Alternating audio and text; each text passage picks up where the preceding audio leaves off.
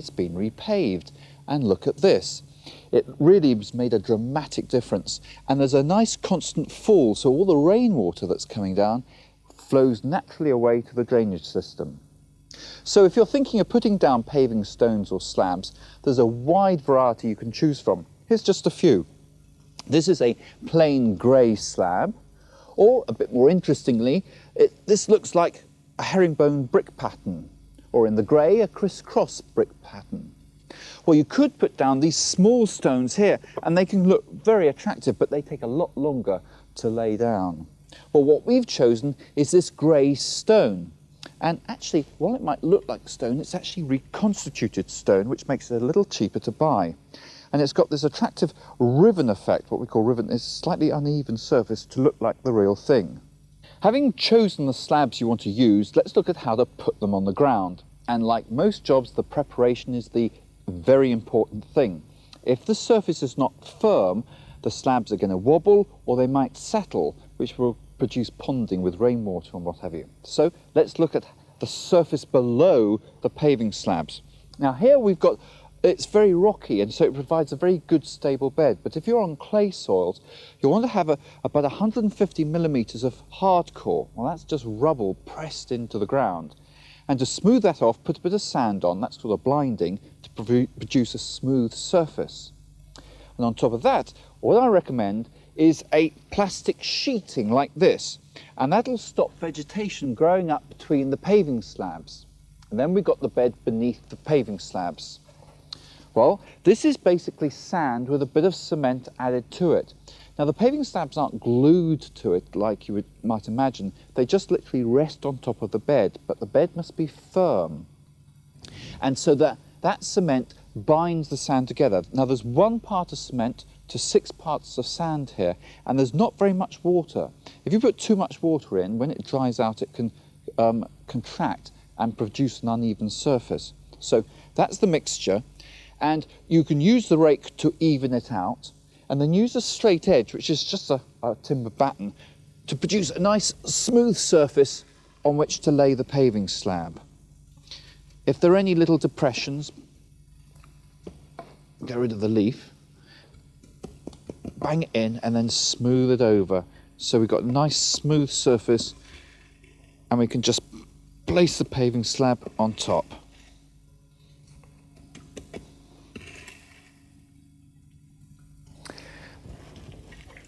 So, having prepared our little area, we simply place our paving slab down on, maintaining that gap, constant gap between the slabs. Now we want to bed that down, and what we can use is a paving mallet. Now this isn't something I got from the fairground, but it's a great lump of wood which is good for banging down the slabs without breaking them. Now if you haven't got one of these or can't get hold of one, you can always use a club hammer, and well, you can use this, which is quite good. You've probably seen people on pavements using that. You can also use the wooden stock of the club hammer to bang it down to make sure it's nice and even. Laying the paving slabs is quite straightforward, but we need to cut them as well so they can fit around the edges. We do that with an angle grinder. Now you can hire these from your local hire shop, but they are dangerous. This thing spins round pretty quickly and can slice through your leg quite easily. So take a care, because it also can throw up stones and what have you. So I'm wearing gloves and safety glasses. And the other thing is, make sure you're on a stable platform with plenty of room to work around you. Don't ever use one of these things on a ladder. It can, when it starts, you'll see in a minute, it jolts and it could throw you off. Now we're cutting through this reconstituted stone, and this is good stuff from 2 points of view. It's much lighter than ordinary stone, so that makes it a lot easier to handle, and also it's softer, so it's easier to cut. Let's give it a try.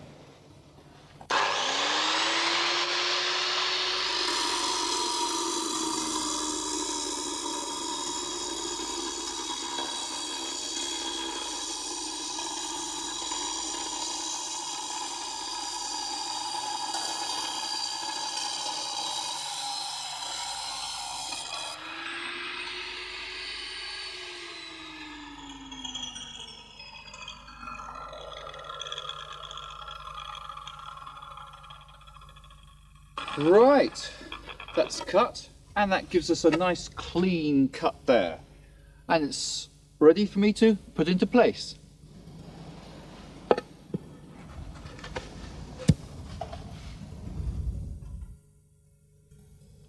All the paving slabs are down and in place. Pretty quick, huh? Well, we're getting there, and all we've got to do to finish is to fill in the gaps between the paving slabs. That's called grouting. But just make sure that all the paving slabs are nice and stable and there's no wobble, because if it does wobble, the grouting will crack and come out. And it's worthwhile just going round, and we've got a bit of a wobbly one there. Stop, that's really quite straightforward. Lift it up, a little bit of the sand and cement mixture down there. Drop it down, and there, that cuts out all the wobble. Now the grout is a mixture of sand and cement. There's 1 part of cement to 5 parts of sand there, and it's pretty lean mixture. There's very little water in there, so it won't contract when it dries out. Put it into these gaps, and use the edge of the trowel to make sure it's all the way down. It fills it completely. There we go. And then you can just smooth it off with the edge of the trowel. That really is it. It's as simple as that.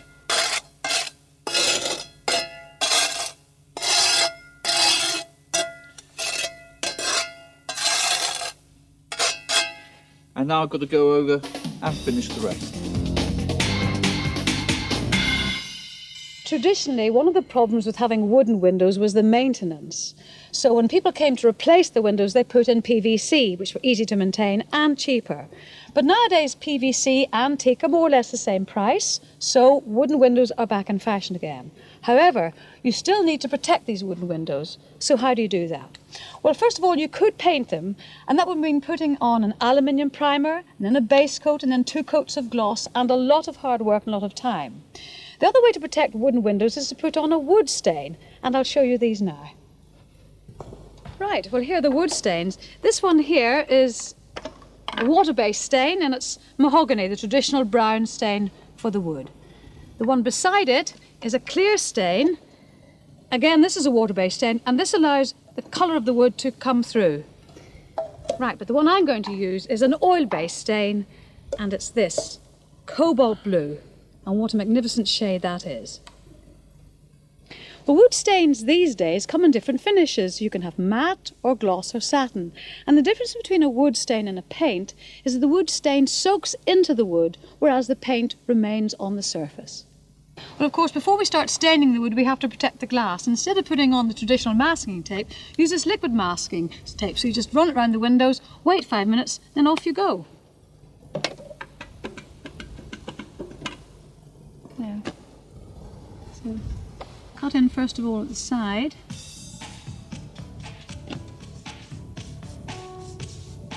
One of the great benefits of staining is that it's easier to apply than paint, and you don't have to bother with primers and undercoats, and the maintenance afterwards is also easier. It's also possible now to get a wide choice of colours, and like the paint, you can have a stain tinted specially for you. For a stronger colour, just build up the layers of stain. And here is another window after 3 coats of wood stain. And if you look very closely, you can see the grain of the wood still shining through and looking well. This, I think, is one of the best ways of finishing a window on the outside. Well, I'm just putting a finishing stroke to these 2 panels of this hardwood door. Now, this wood is exactly the same wood as we saw in the windows. Remember, we put the wood stain in the windows. This wood I'm painting. Now, because it's teak, it is a resinous or an oily wood, which means that if I don't put any aluminium primer on, then the oil will come through and spoil my finish. So first of all, I put the aluminium primer all over. And what happens is when you put a primer on wood that hasn't been painted before, you notice the fibres swell and it becomes very rough. So you need to sand down the primer surface. Once that's been sanded down, you then give it a coat of universal undercoat, wait for that to dry, and then a couple of coats of gloss. And you have a good painted, sealed door, which will last for many years because you've done all that work with the primer and the undercoat and the top coat. It really will last a long time. I'm going to show you how to cut a work surface to length and also how to cut a hole in it for the kitchen sink. Now, a lot of work surfaces that you get nowadays are just like this one. It's a laminate on top of chipboard. Now, this laminate is very hard wearing, but if you catch it, it can chip very, very easily. So when we cut it to length, I'm going to cut it with this rotating saw, a circular saw like this. And if I cut it with this side up, it's going to chip the surface because this blade rotates that way, upwards, and I won't get a good finish. Have a look at this.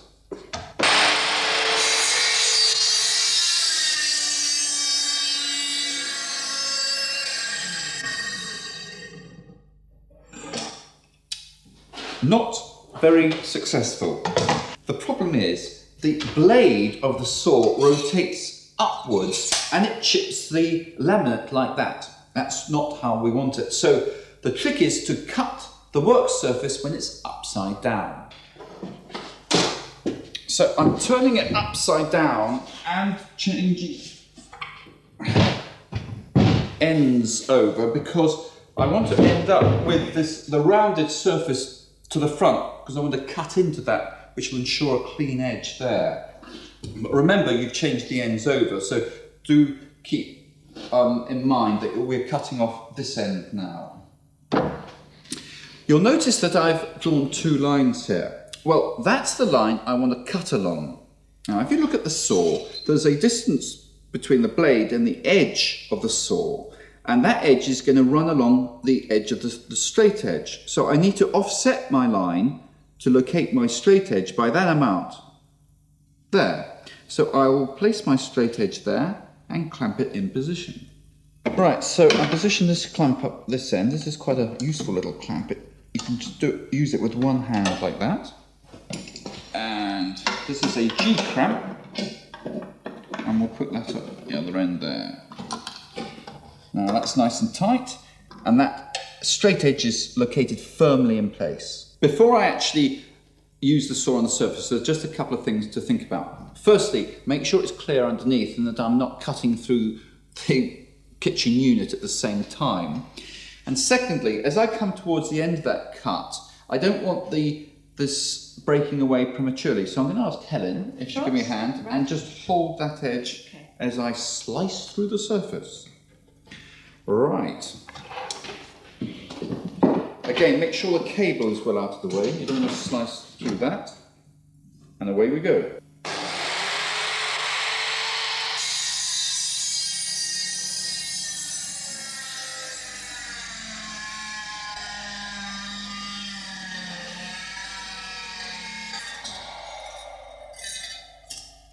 Well held. Good cut. Well, there's our rough surface there. Let's have a look, see what it looks on the other side. And there we have a nice, clean, straight, chipless line. This is our sink, and we want to cut a hole for it to fit into the work surface here. Now, it's not a blue sink actually, that's just a protective covering over the stainless steel. There are a couple of things just to be aware of before we mark out where our hole's going to be. Firstly, bear in mind what's underneath you. We've got a couple of structural parts of the cabinet. There's a panel there and another panel there. And while you can cut into a bit of them, don't cut into too much because they do hold your work unit together. So the sink's going to be going down into that cavity there, and I have worked out where to put it with some markings there. So I'm just going to draw some lines up so we can position the sink on the surface.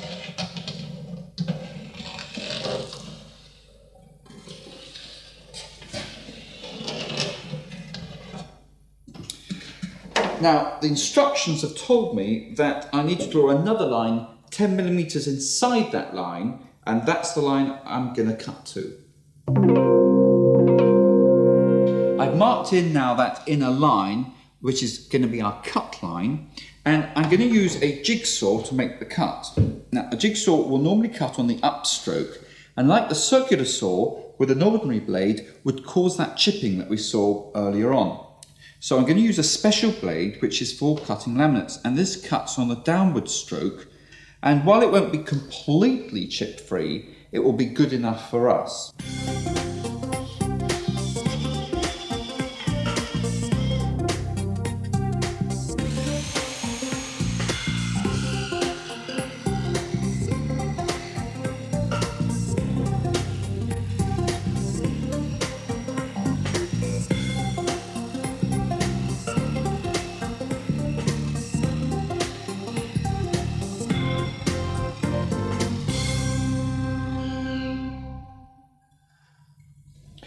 There we go. Now, just a little word. I broke a blade halfway around there, so it's a good idea to make sure you've got a couple of spare. Let's lift it out. Carefully.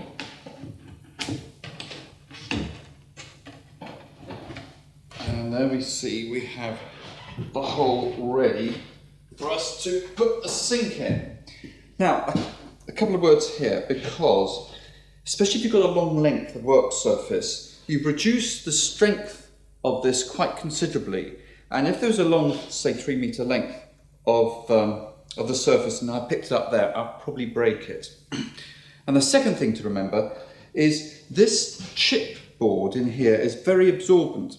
And if water did get under the sink, into the chipboard, it would swell and it would ruin your work surface. So before you put the work surface in, put a couple of coats of varnish around there to seal it. Now, this particular sink has these little clamps which clamp it down onto the work surface.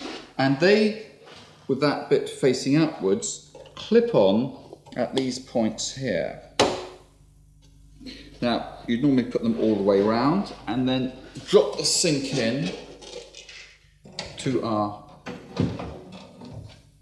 hole there, and then underneath here you do up this Phillips screw like this, and that cramps the sink into place. So that's it. It just needs plumbing in, but I'm going for a cup of tea first.